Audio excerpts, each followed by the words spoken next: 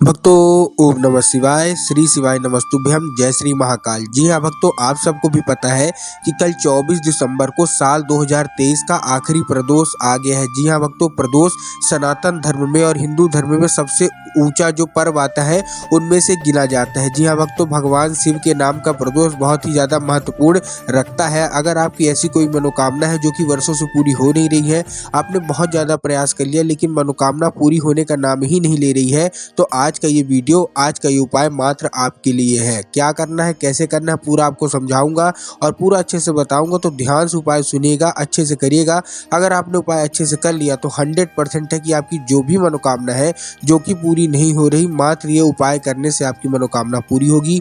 पूज गुरुदेव की ही कथा सुन के और बहुत अच्छे समझ बूझ के आपको बताने का प्रयास करूंगा, तो उपाय पहले से सुनिएगा। लेकिन उससे पहले चैनल पे पहली बार आए हैं तो वीडियो को कर दें लाइक और चैनल को कर लें सब्सक्राइब, ताकि पूजनीय पंडित प्रदीप जी मिश्रा के रोज नए नए उपाय जो कि मैं उनकी कथा से सुनता हूँ, श्रवण करता हूँ, सबसे पहले आपको प्राप्त करा सकूं। देखिए, पूज्य गुरुदेव कहते हैं कि जितनी महिमा महाशिवरात्रि की होती है, जितनी महिमा सोमवार अष्टमी की होती है, उतनी ही महिमा प्रदोष व्रत की भी होती है, प्रदोष वाले दिन की भी होती है।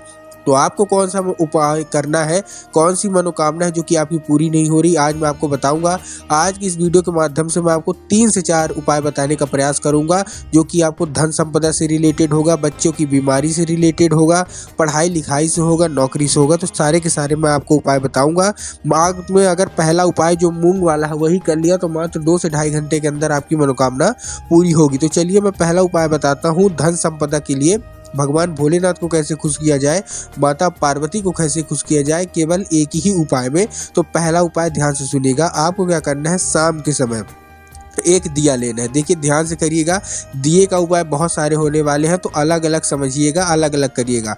आपको क्या करना है, लेना है एक दिया और एक मूंग का दाना। अब पहुंच जाना है कहाँ, प्रदोष काल में बेल पत्र के पेड़ के नीचे। अब आप बेल पत्र के पेड़ के नीचे जाना है। देखिए, प्रदोष काल में जाना है, इस चीज का ध्यान रखना है। प्रदोष काल बोला किसको जाता है, जब शाम का समय निकल रहा हो और रात आने वाली हो, उसी को बोलते हैं प्रदोष काल।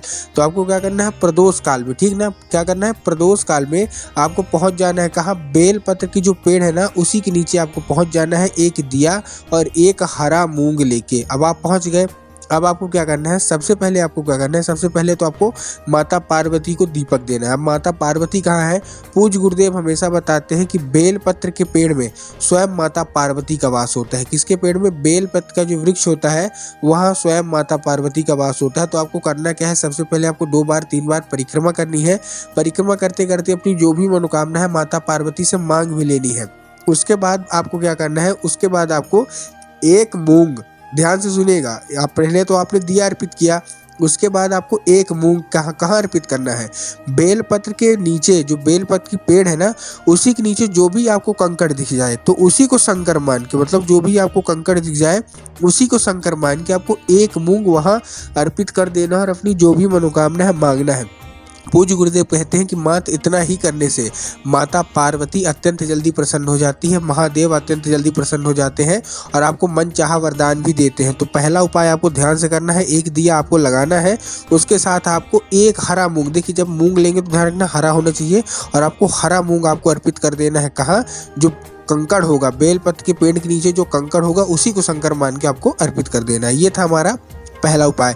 जो हमारा दूसरा उपाय है वो भी ध्यान से सुनिएगा, ये आपको प्रदोष काल में ही करना है। देखिए, जो मैं जितने भी उपाय बताऊंगा सब के सब प्रदोष काल में करना है। दूसरा उपाय क्या है, धतूरा का है और बेल पत्र के कांटों का है। कैसा करना है, देखिए आपको क्या करना है, आपको लेना है एक धतूरा और बेल पत्र के 7 कांटे। क्या क्या लेना है, पहले तो आपने धतूरा ले लिया, फिर आपने क्या ले लिया, बेल पत्र के 7 कांटे। देखिए, आपको बेल पत्र नहीं लेना है, इस चीज का आपको ध्यान रखना है। आपको बेल पत्र के जो कांटे होते हैं वो लेने हैं। कितने, 7 बेल पत्र के जब आप कांटे लेंगे, तोड़ेंगे, तो आपको ध्यान रखना है कि बेल पत्र के कांटे से आपको चोट नहीं लगनी चाहिए, अच्छे से उसको तोड़िएगा आराम से। अब आपने धतूरा ले लिया और आपने बेल पत्र के 7 कांटे ले लिए और पहुंच गए कहाँ, शिव मंदिर। शिव मंदिर पहुंचने के बाद सबसे पहले आपको दक्षिण दिशा में खड़े होना है। देखना किधर है, देखना आपको उत्तर दिशा में। खड़े कहाँ होना है, दक्षिण में, और देखना उत्तर में है, मतलब आपका जो चेहरा है वो उत्तर की ओर होना चाहिए, आपका जो मुख है जलाधारी की ओर होना चाहिए। उसके बाद आपको क्या करना है, वो आपने जो धतूरा लिया है और आपने जो बेलपत्र के 7 कांटे लिए हैं, एक नाम लेके आपको शिवलिंग पे अर्पित कर देना है। कौन सा नाम? महादेव का एक बहुत ही सुंदर सा नाम है, चंद्रमौली महादेव। क्या?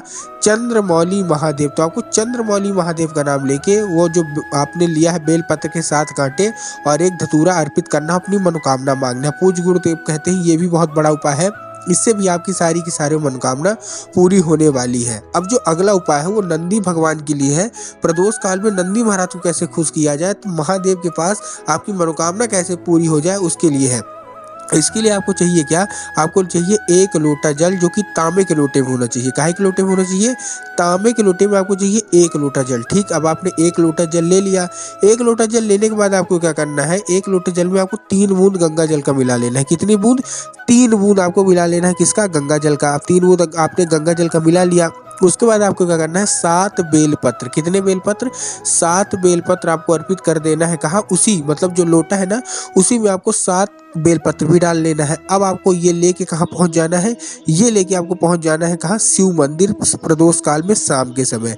पहुंचने के बाद आपको क्या करना है, देखिए ध्यान से करिएगा। देखिए बहुत सारे लोग जो उपाय छोड़ के चले होंगे, उनको ये लगा होगा कि ठीक है 1 लोटा जल हमने ले लिया, ये हम महादेव के ऊपर अर्पित कर देंगे। नहीं, आपको ये भोलेनाथ के ऊपर अर्पित नहीं करना है, आपको नंदी भगवान के ऊपर अर्पित करना है। कौन सा नाम लेके? और नाम सुनिएगा, एक नाम लेके आपको अर्पित करना है। आपको क्या करना है, सबसे पहले जो भगवान नंदी है, जो हमारे नंदी महाराज हैं, उनका जो 2 पैर होता है, एक उठा हुआ एक बैठा हुआ, तो जो उनका उठा हुआ पैर है उसमें आपको क्या करना है, नंदीश्वर महादेव का नाम लेके। जी हाँ भक्तों, महादेव का एक सुंदर सा नाम है नंदीश्वर महादेव। तो आपको क्या करना है, नंदीश्वर महादेव का नाम लेके आपको वो जो जल है, 1 लोटा जो जल आपने लिया है, जिसमें आपने गंगा जल मिलाया है, और गंगा जल मिलाने के साथ आपने क्या किया है, गंगा जल के साथ साथ उसमें 7 बेलपत्र लिए हैं। जब आप बेलपत्र लेंगे तो भी आपको ध्यान रखना है कि बेलपत्र कहीं से भी कटा फटा नहीं होना चाहिए, खंडित नहीं होना चाहिए, हरा होना चाहिए, मुरझाया हुआ भी नहीं होना चाहिए। तो आपको क्या करना है, नंदीश्वर महादेव का नाम लेके धीरे धीरे धीरे धीरे उनका जो उठा हुआ पैर है उसमें डालना है।